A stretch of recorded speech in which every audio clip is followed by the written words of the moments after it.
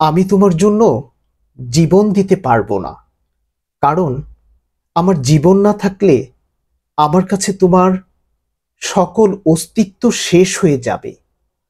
তবে কি করতে পারবো এর সীমানা আমি জানি না।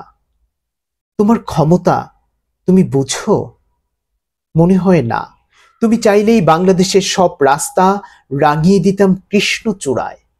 সূর্য নয়, বরং তোমার হাসির সাথে ফুটে উঠবে সূর্যমুখী। তোমার মন খুশিতে ভরে উঠলে শরতের রাতে প্লাবন হবে জ্যোৎস্নার।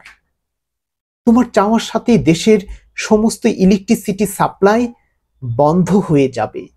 গ্রাম থেকে শহরে সবখানে হাজির হবে কোটি কোটি জোনাকি। তোমার মুখ থেকে মিষ্টি কথা বেরুলে হেসে উঠবে সকল শিশু। পাহাড়ি জবা পাপড়ি মেলবে তুমি আমার হাতটি ধরলে। আমাদের চুম্বনে জেগে উঠবে ঝর্ণা। পানির তোড়ে ভেসে যাবে ছিড়িপথ আর পাহাড়ি রাস্তা।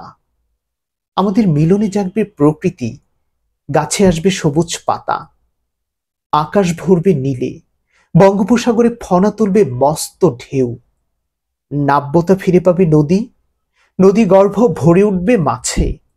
তুমি চাইলেই হবে, বৃষ্টির পরে রংধনুর বদলে আকাশে ভেসে উঠবে তোমার মুখ। তোমার ক্রোধে কালবৈশাখী হবে আরো ভয়ঙ্কর। সমুদ্র তটে আছড়ে পড়বে জলোচ্ছ্বাস। তোমার ইচ্ছে হলেই রাজনীতিবিদরা হয়ে যাবে জনপ্রতিনিধি।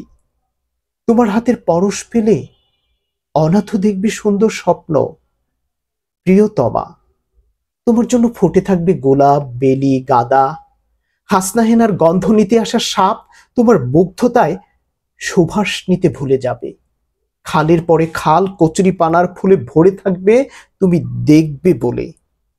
বৈশাখের পাটের পাতা উল্টানো বাতাস বইতে থাকবে যতক্ষণ না তুমি থামতে বলো।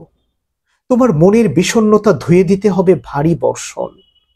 তোষামোদ করবে কমলা, সাদা, শিউলি। হাজির হবে শত শত প্রজাপতি।